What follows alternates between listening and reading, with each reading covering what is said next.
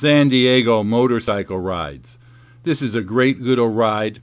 It's a Highway 78 heading north out of Ramona toward Escondido.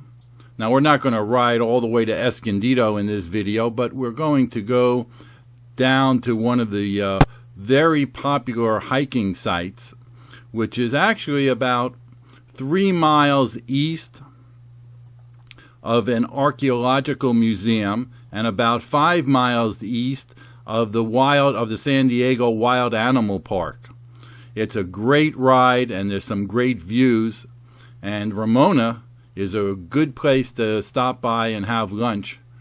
And it's kind of a different ride. Most people ride through Ramona on 78 heading up toward Julian. So this is not as popular as that.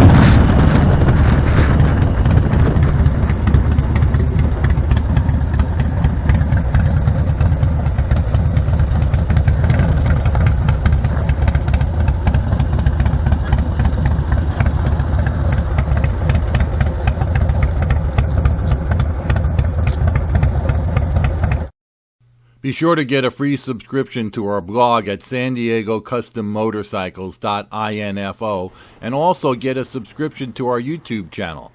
Thanks for watching.